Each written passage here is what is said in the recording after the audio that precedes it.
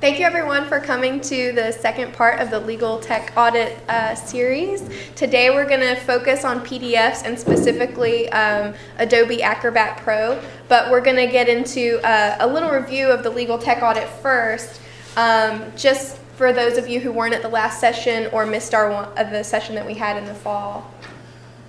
So the tech audit is just a survey of skills for lawyers on how well they can perform with a set of office productivity tools.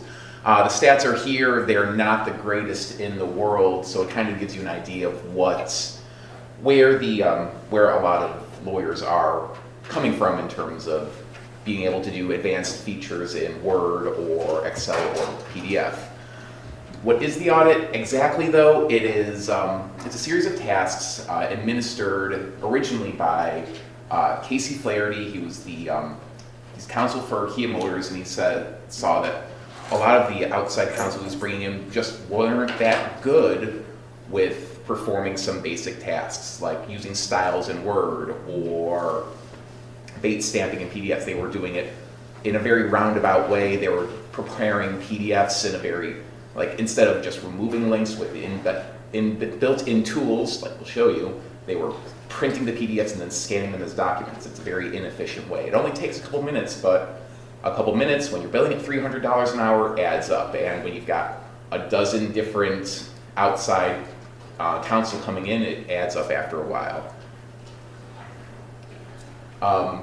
And this isn't just something we're making up or he's making up. We go to a big meeting for every month with Atlanta law librarians, and we brought it up with them, and so we have librarians from King and Spalding and all these places saying, wait, you're actually teaching students how to do Bates number, and you're telling them how to use styles and how to auto number and how to make tables of contents? Yes. I'm thank you, because we get tons of brilliant law students in here, and they all know everything about the law, but then we have to sit them down for hours upon hours upon hours of tech training. And if we can just bypass that and get straight to getting them running and doing all the work, then that's something they need to learn. So it's not just us making this up, it's actual lawyers, it's the ABA saying there's this new comment to one of the professional rules of competence that you need to know the technology you're using, you need to know all the things it can do, all the things it can't do, and all the risks associated with it. So here's all the things PDF can do. So for PDFs, why do lawyers love PDFs? And why is this an important thing for you to know? Well, in addition to it being the standard for filing and exchanging documents in a lot of fields, the legal setting is one of those fields. This is because it can be read on virtually any device. So you're thinking tablets, you're thinking any type of computer they might pull up, even their phone. PDFs are going to maintain the way that your document looks and not change the formatting. So you know that somebody's going to read it correctly, you know that it's going to print correctly, and that's important to lawyers, especially because you want to make sure that the information is still there and that people can't mess with it. So then the final big reason is people can't mess with it. It's really secure. You can give it protection at different levels. And as he mentioned before, you can go through and remove links. So this really helps when you have a lot of sensitive information or you have any type of content that you want to make sure that whoever your document gets into the hands of, it's not going to be able to be changed or edited without your permission. So why Adobe Acrobat Pro? Well, there are a lot of PDF readers and editors out there, and we're going to go over some alternatives to that.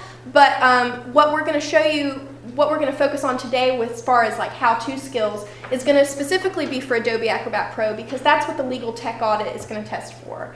But again, you can do this in some other ones. But Adobe Acrobat Pro is going to make it quicker and easier for you to make edits to pre-existing PDFs, as well as creating new PDFs. You're going to be able to add protection. The protection I was talking about includes encrypting, and that can be with a certificate or with a password. You can also sanitize a document, so that's removing any metadata, any types of objects or hidden information that may be in your document that you're not aware of. And then removing links, which is really important. And then there's a final benefit with Adobe, and that's that you can go through and turn your documents into forms. And you may deal with a lot of forms, contracts, fee agreements. So this is going to make it easier for your client, easier for yourself, whoever you're going to send your documents to, so that they can actually fill them out on their device. Even if they do end up printing them, this is going to make it easier for you in the long run to have an organized form. And this is going to be something that they don't necessarily need, Adobe Acrobat Pro to use. You can open these forms anywhere, including on the web, and fill them out, and then they can print them. And this is not just saving you time, but it's saving your clients and other people you may work with time. So some different readers and editors that are out there. Adobe Acrobat Reader may be the one you're most familiar with. How many of you maybe have that on your own computer? You've definitely used that before.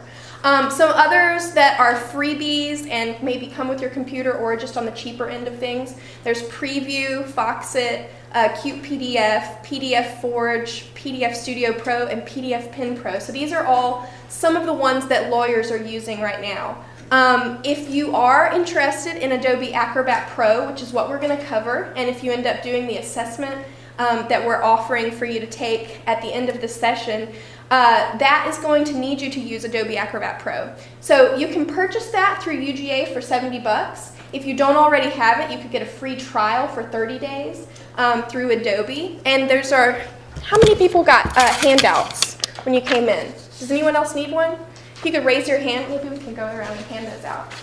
So on the back of the handout, we have a list of resources, and it's going to link you to not only information about the legal tech audit, which we covered at the beginning, but it's also going to give you some links to the Acro blog, which is Adobe's legal professional blog for using Acrobat. So it is specifically for lawyers. And there are tons of great resources there, including some of the things we're going to cover today. But there's also a link to the UGA store where you could purchase that, a link to where you could get your free trial. And we also want to make sure that you know that the library, on our public computers in the library and in the computer lab, you can use Adobe Acrobat Pro for free by just going up to those computers. So there's a lot of options for using this, even if you don't have it on your own computer right now. So what do you need to know? We've opened this in a couple of different sessions, but this is the big list, and this is again linked to on your resources list. So I encourage you to, if you're interested in what the legal tech audit covers, this is a full list of the items that audit would cover for Word, Excel, and PDF. So we're going to scroll down to the PDF page. And this is a basic list of what they would like for you to know how to do. So if you were to have to take a legal tech audit for your employer or for a client and they requested you to take this, these would be the things that they wanted you to know. And we're going to cover most of this today. Let's go back. So some of the things that we're specifically going to talk about today, they're mostly the basics, but they're going to be really helpful for you. And the big thing that we want to stress once we open the program is that these are all tools, and we want you to know where the toolbar is. So if you take anything away from the session today, it's once we open up that toolbar, remember where that is, because that is where everything that we're going to talk about is living in the program. So we're going to be adding, editing, and removing text objects and links, pages, making a PDF from multiple documents. So that's something you could do with a JPEG and a PDF and different types of formats and put them together as one. We're going to talk about Bates numbering and how to add and remove that. We're also going to talk about protection, so encrypting and sanitizing. And if we have time, we're going to get into how to create a form and how to sign it. So to begin with, we are going to show you how to start from Word with a document. And we've got this sample document here. And if anybody has the program on their computer and they would like to follow along, there are links also on the back to the template that we're using. So it's called Sample Docs PDF, and you could download this and follow along with us if you'd like to. So at first, we want you to know how to create a PDF. So if you're in Word and many other word processors or other programs, there's going to be an option to save your file as a PDF. And there are a couple ways you can do this in this program. So the first, you could go up to Save. Oops, sorry. go up to File, and you can Save As, and you can choose down here to save, where's my PDF? There we are. You can save it as a PDF. So that's one way to get to it. You can also go up here to Acrobat and choose to create PDF from the menu at the top. So there's two ways for you to get to it. We're going to turn this sample document into a PDF. So we'll click Save.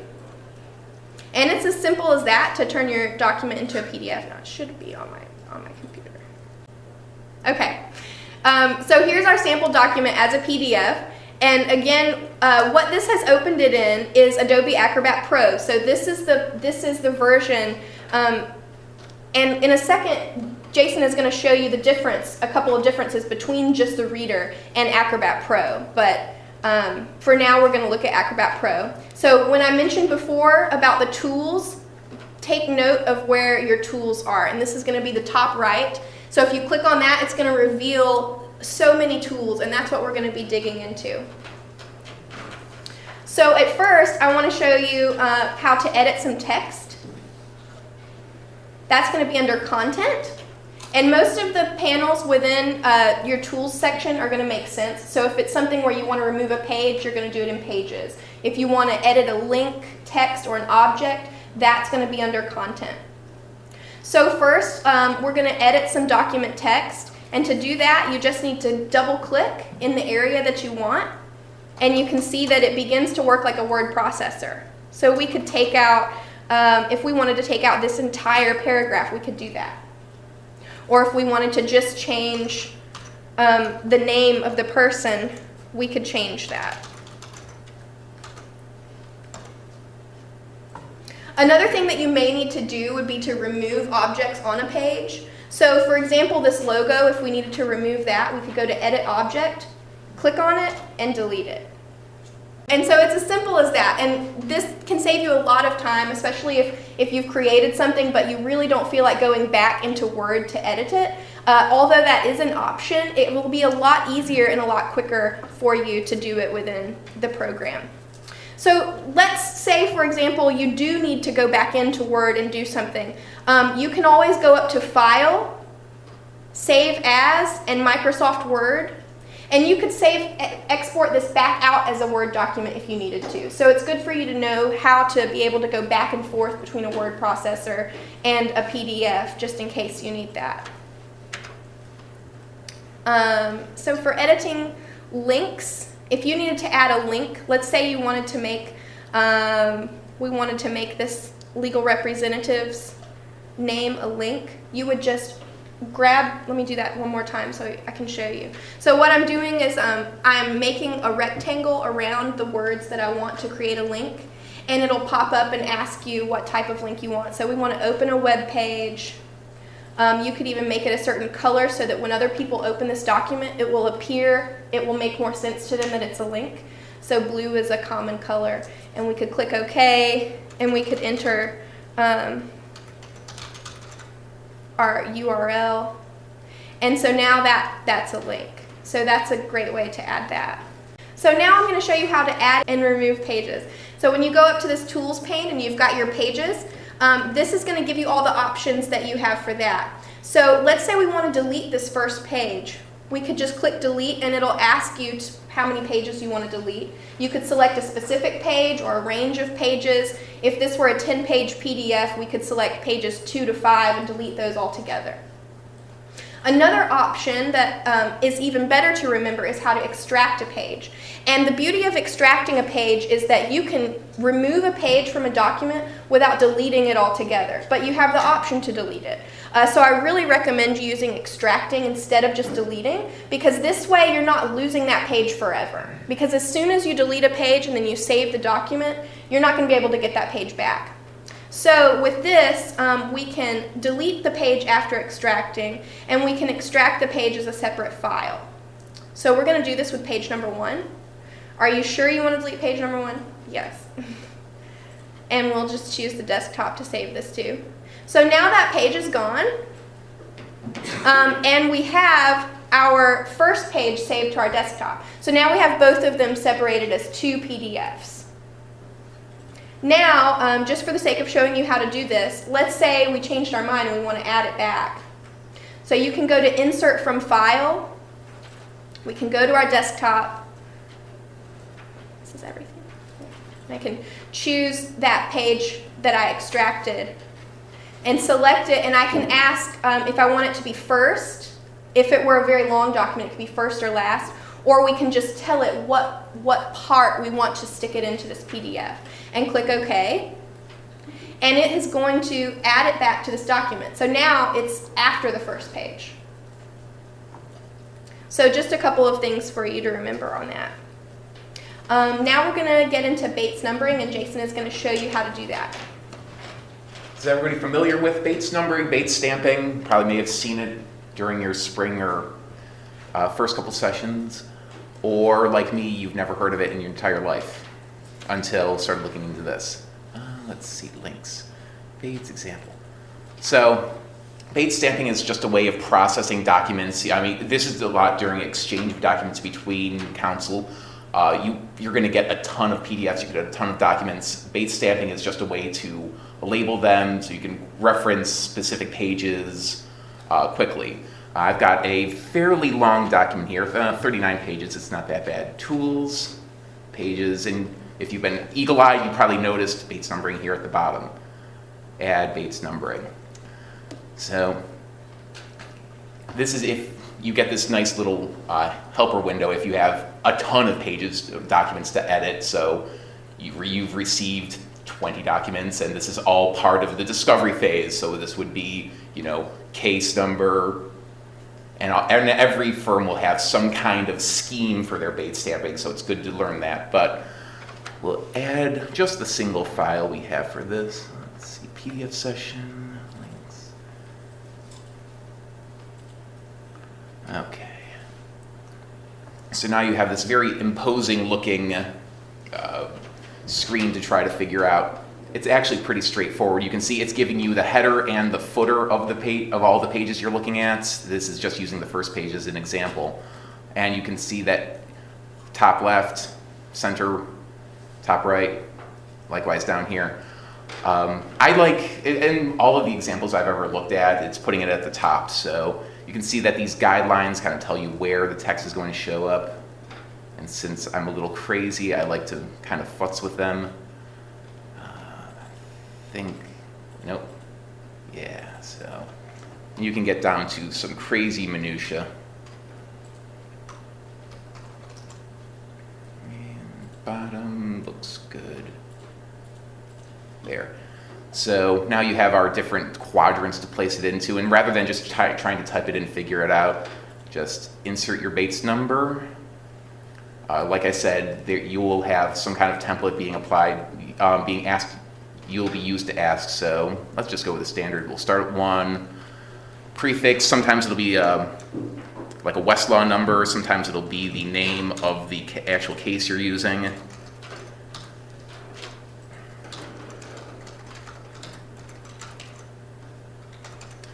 And I don't know if you saw that, but I'm putting a space after the prefix and a space before the suffix just to kind of spread out. Otherwise, it would just be this one crammed up number. Sometimes that's what you want, but not for this example. So here you can see what it'll look like if you wanted to mess with the side, bump it up a little, you can.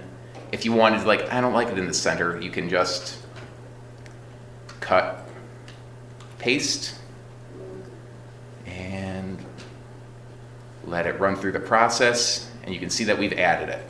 So now we're going to segue into protection, because now that you've got these documents, now this is something you can trade back and forth. You can like, okay, we've marked it this, we've added comments, we've made some redactions, send it back. Not that you would ever expect opposing counsel to do this, but what you see here is Bates numbering. You could remove Bates numbering and it'll just all go away. Why you would want to do that, or perhaps this is going to someone else and they think that's some. You want to keep this content secure. And this is kind of squirrely, but to protect your Bates numbering, what you have to do is save as an optimized PDF. we're getting down into the weeds now, folks. What you want to do is uncheck all of these except for user data. Keep that checked. And then discard private data from other applications. Don't ask, and save this as, let's say, Bates Secure. Okay, we'll save this as Bates Example Safe. Close that down, open up Safe, go back to that tool, Bates, try to remove it, can't do it. Can you show how to do that again? Of course. The save process? Yeah. Let's see. Okay, it saved it with my Bates numbering. Save as, optimized PDF. Sure.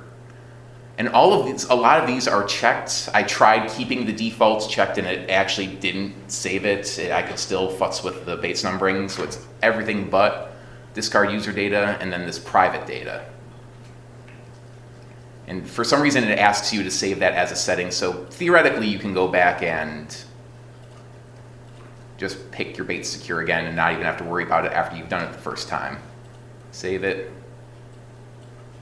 But as we are in PDF, okay, it's protected from ever being removed via this. But as Rachel showed us, we can start doing all sorts of crazy stuff now.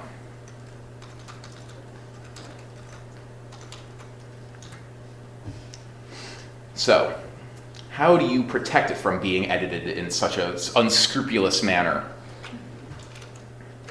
Well, back into the tools, protection. See, we have a couple different encrypting modes here. There is encrypt with certificate and encrypt with password. Certificate is a very in-depth way of like, I want to make sure only these 3 people in the entire world can see it. I won't get too into it because you won't see this too often, but you can see this looks fine, and then it'll ask you to select recipients. And this is where you start adding like, okay, here's my client, here's my partner, and here's my secretary. These are the only people who are going to see it. We won't get into that now. What's far more likely, what you should be using is encrypt with password. Yep, I want to encrypt with password. So here you can see, you can leave this alone for the most part. It's these 2 checkboxes that are the most important.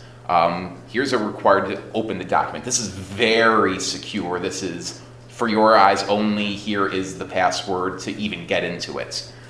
Otherwise, this is the one that restrict editing and opening. This is if you have a document that needs to see wide circulation, but you don't want anyone messing with it. So you would restrict it with a password. Let's just say Open Sesame. Printing, sure, high res. Print it all day, every day. Changes allowed. None. You cannot edit any of the text. You cannot delete, remove, make any additions. It'll tell you, okay, and then you'll get a very confusing prompt here. All it's asking for you here is to put the password you just entered in. So Open Sesame. Okay. Nothing's going to work until you save it again. Save as safer.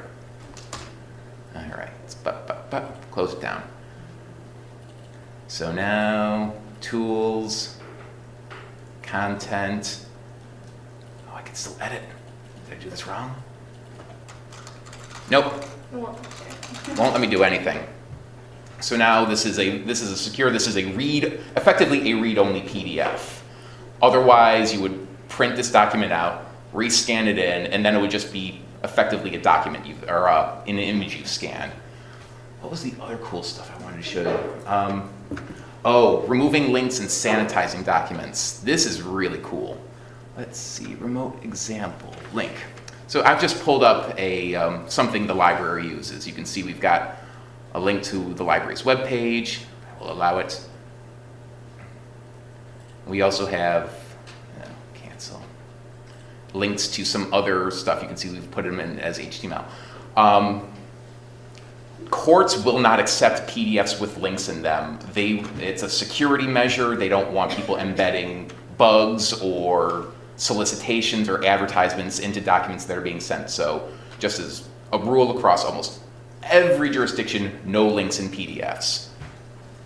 So what you do, content, protection, sanitize document. And this is going to scrub through the entire, all of the pages of the PDF for all of these things, including links, actions, and JavaScripts. So we will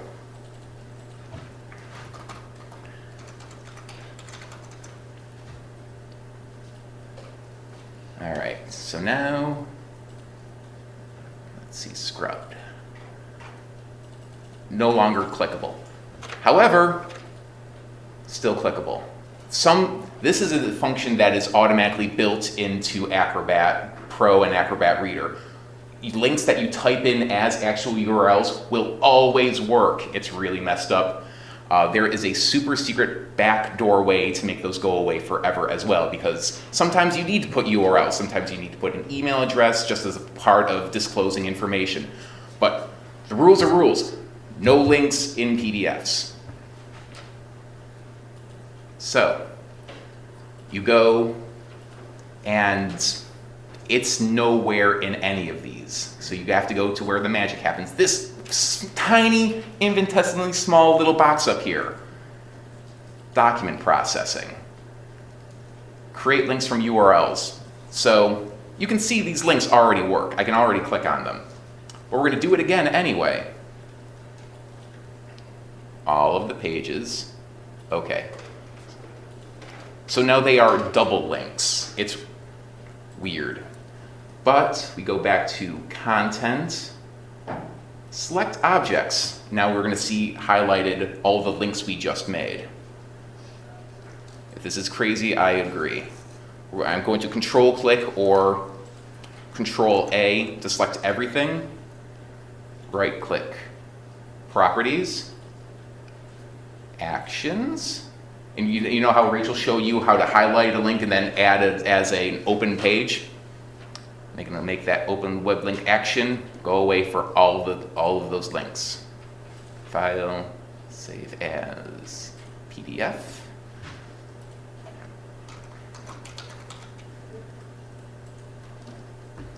Okay.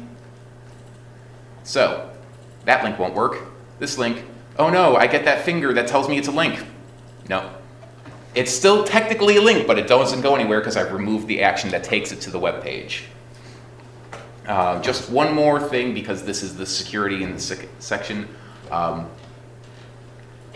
see. This is where you add the redaction. This is where you would black something out, highlight something, add tools, add comments. This is very in-depth for what we were talking about. I just want to make sure everyone knows. The one you really want to look at is the sanitized document, because sometimes you'll go through, a lot of people add comments, add links, add all sorts of crazy stuff, but you don't want that going out to opposing counsels. So just scrub it through, send it out. That's all the good stuff. We've reached a midway point in our presentation. So are there any questions, any comments that over what we've covered so far? Anything to go over again, something that you want to share with the group? A cool tool that you might have used or discovered yourself? Can you show how to, a link that you typed in, can you show how to remove that again? Sure. Let's see. Let's go back to, do you have a good example? You added one. Let's see. Oh. I don't remember which one it was. Sample docs? No. If you go to the PDFs, maybe. I think it was the PDF assessment template. Oh, yeah. yeah. There it is. So there's one. There's one. One would be to, I think the way I like to is content, select object, right click, And then you have some, there is this way, and it would just be deleting that. Let's see if this just makes it go away forever. And actually, you can just highlight it and delete it. You don't even have to go through the properties of, let's just go through that again. Content, select object. I don't like this going anywhere. Make that square go away. Which you'll also notice that when you type in the links and it automatically gets generated, that's where you would have to go through the process of selecting it, going through the properties, removing it. I think I'll go through. I think it would help to go through that again because it's really weird. Because even on the Adobe help website, it says this is the super secret backdoor way of removing links. Oops. And if you have any specific questions about that kind of stuff, all of this is covered in different posts on that link to the Acro blog, the Adobe blog that they have specifically for lawyers.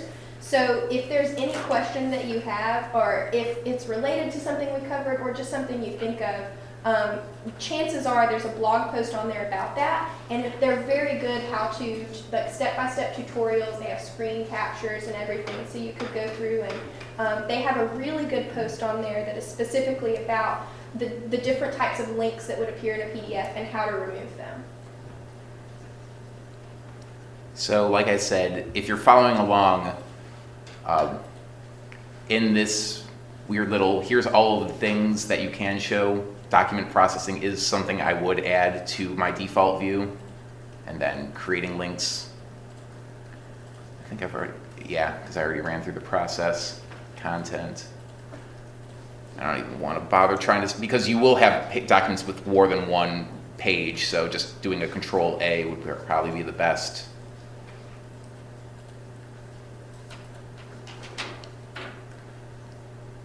Just go away forever.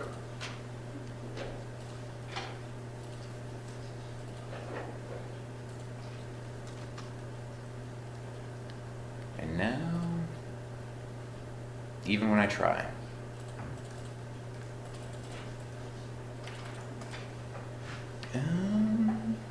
Cool. Any other questions or anything anyone would like us to go over again?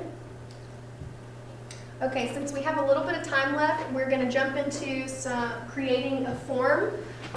So before I opened a document for you, I had a couple of samples.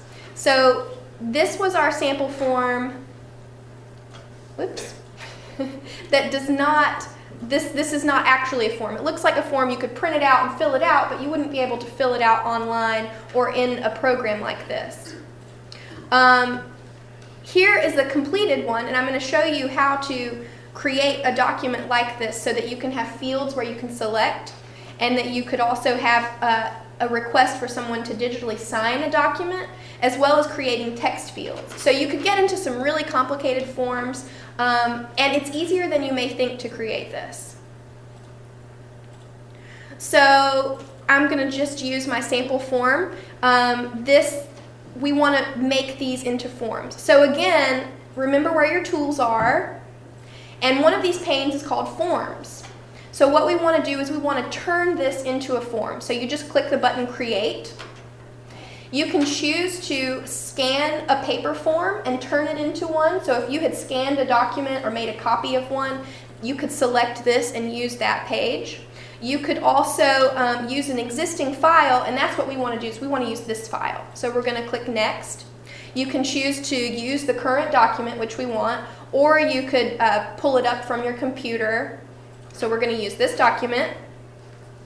And what it has done is it has gone through and selected what it thinks are certain fields. And Adobe is really smart like this, so if you had a huge document with tons of blank lines where you had fields for people to sign their name, put their address, that kind of thing, and it was all text-based, chances are Adobe is going to take those lines and turn them into boxes for you. But it's not going to recognize everything. So it has turned this into a text box. But what I want to limit somebody to be able to select one or the other. And so you can, again, just the way that we were clicking on objects and deleting them, you can click on it and delete. And I want to show you how to add a new field. So if you want to add a brand new field, these are going to be your options. The text field is what it automatically wants to turn things into, which would be entering text or numbers of any kind. You also have the option for checkboxes. Checkboxes are going to give you, it's going to allow them to check more than one at a time. So that would be the difference between a checkbox and what we call a radio button. So I don't really want them to be able to select more than one. I want to just select one at a time. So choose radio button, and you can click, and for any object that you add this way, you can click on it and you can resize it. So we could make it very large or we could make it very small, and that's going to be the size that they see it as. So we can add another radio button. You could name these if you wanted to, so you can see here that I have a group of radio buttons, and then I have choice 1 and 2. And so if you wanted to be organized about this, you could actually go in and set up this and organize it for yourself. So down here, it has selected my 2 blank lines as 3 different fields, and that's not what we want. So we're going to delete a couple of them. I just want one field for my date. And again, you can resize it to make it as long as you want. I like to make things the size of the object that I have in the document so that the box matches the size of the line, but that's not necessary. And then I want to turn this actually into a signature instead of just a text box. Because with a signature, you're going to get a lot more protection. There's often an action that you could apply. He was showing you how to add those actions. So you could add an action with a signature where once somebody signs the document, it will lock the document so that it cannot be signed again. And that's a really great way if this was one of those very secure documents that you didn't want somebody to be able to go back in and re-sign it or send it to someone else and have someone else sign it. You would be able to tell when they signed it, what time, they have to put in an email address, so you get that extra level of security. So we're going to click this and delete it, and we're going to add the field for a digital signature. And here it's going to give you the box. And again, we could choose to enlarge it. And so now we could save. And I'm going to do a save as. And I want to save this as my form complete. So now when I close this and I reopen it, you can see that now I have the option to select one or the other of these fields. I also have the option to enter a date, and I have the option to sign it. So really quick, even if you're the one sending out forms, it's good for you to know how to be able to sign a document electronically. So if you have an existing digital ID, if this were your computer, your work computer, let's say, you could go in and set up an ID for yourself. You could even attach it to an image of your signature so that your actual signature appeared on a document if you wanted to. There are a lot of ways for you to do this. So what I want to do is I want to create a new digital ID because I don't have one on this computer. You can click OK. It's going to ask you for your name, organizational unit, and your name. You can put in all this information if you want to. Generally, what you want to include is your email address, your name, and you probably want to include your company's name.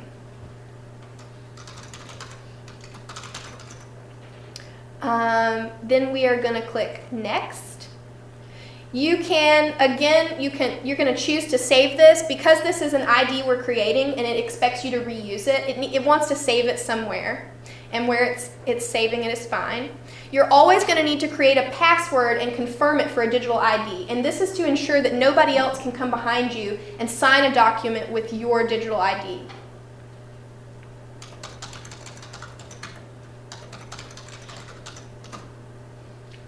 So here's the standard text. you could choose a different appearance. This is where you'd be able to put in how to modify how this is going to show up. I'm okay with this. This is where I can choose to lock the document after I've signed it. And I'm going to have to put in that password. And then I'm going to choose to save it. So I've signed this document. We'll click OK, and it's attached that. And this information it's put next to it is the date, the time, the metadata that goes with when I signed this document, so that this cannot be signed again. And it tells you that it's valid and secure. So that's how you would go about signing a document. Now we could see, if we go back into our signed document, that it has saved the signature and that nobody else can go in and remove it or change the signature. Does anybody have any questions about signing a document or creating a form? Mm-hmm. Yeah, no, we'll get both of you. Yeah. I have a question about signings. If you had a question. Yeah, you can. Okay, I have a question about you're guessing the difference between Reader and Pro. Mm-hmm. I'm just curious, like, generally what those were. We can go in and open this in Reader so I can just show you the difference.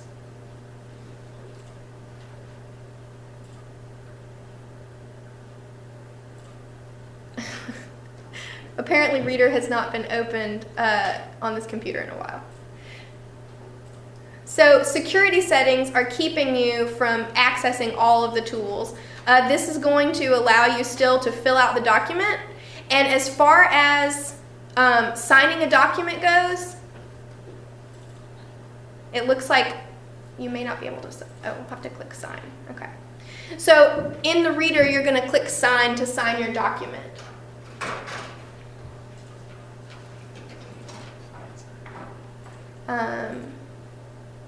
Let's see. So as you can see, Reader's going to look really similar to what Pro looked like, but your tools are going to be slightly different. Some of the features are going to be turned off unless you've upgraded to Pro. When we go back over to tools, you'll notice that you can't edit the text. You can't remove pages. You're missing a lot of those that we had in Pro. So we can pull up the Pro tools and you can see the difference. So here are your tools that are available in Reader over to the right. And to the left, you can see all of the extra tools that you have available in Pro. So that's going to be the big difference. With a form in Reader, you're not going to be able to edit the form. You will still be able to fill it out, but some of the features they're not going to be as great as they would be in Pro. So if you're looking to create forms, if you're looking to edit a PDF, any of its contents, if you want to create more complicated PDFs, and if you want to be able to add Bates numbering, you're going to need Pro to do that. What was your question? I'm sorry, the digital signature is under Add New Field, but where did you go to set up the digital signature? It's a part of the process, so if you just go to, it will prompt you as you keep going, so I can show you how to do that again.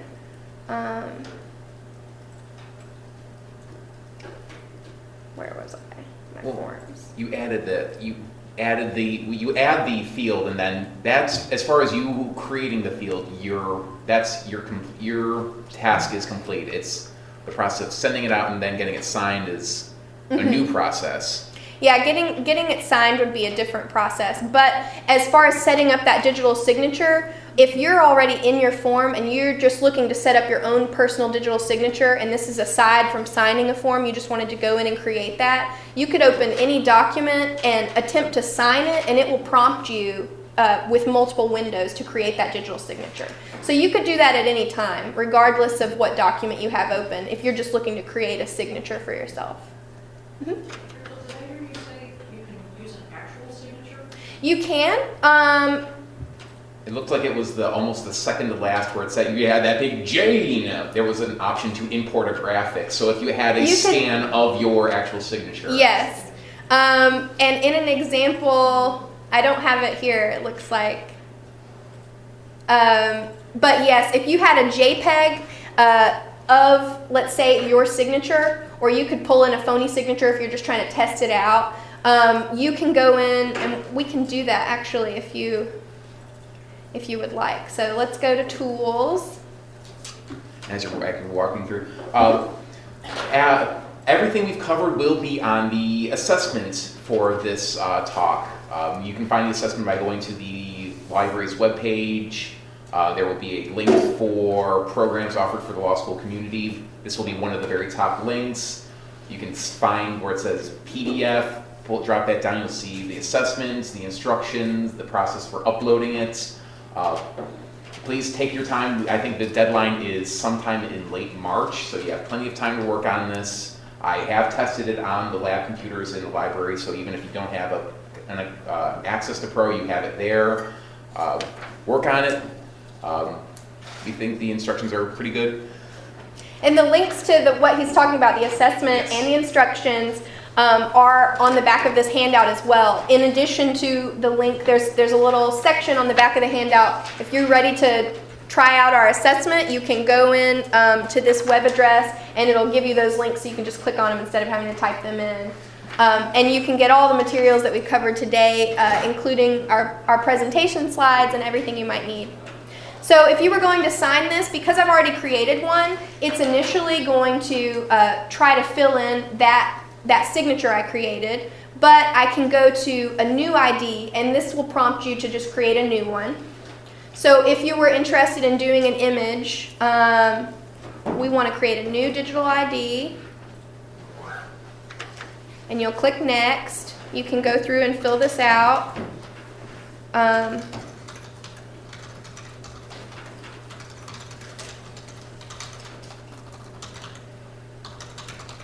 And we'll click Next.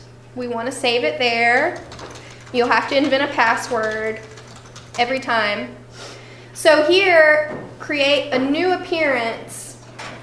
You can import the graphic. So this is where you're going to change it from no graphic, just a name, and that's going to pull in the name that you put, or imported graphic. And you could choose your file, and you could browse for a JPEG. I don't have any pictures on here. Let's see. There's not even a sample picture. If I had any type of picture on here, I would be able to grab that graphic and input it in there, and it's going to put it in that place. So you could imagine a copy of your signature going into that spot. And you would click OK, and it would show up in this box right here. And then that would be what would be in place of Rachel, would be the copy of my signature. And that's just one way to make it look a little more professional for you. So, does anybody have any other questions before we end the session? Don't forget about the assessment, and if you do have any questions later on, chances are that you could either find the answer if it's something that we covered on our handout, and definitely keep referring to that Acro blog. There's so many good tips and materials on there. UGA also offers lynda.com that has some free tutorials where you could go in and get some more in-depth tutorials on how to use things like Adobe and any of the other programs that we're going to be covering this series. And if you like today's session, show up in a couple weeks. We're going to have the next one, and it'll be on Microsoft Word. Advanced Word usage. So cool. Thank you.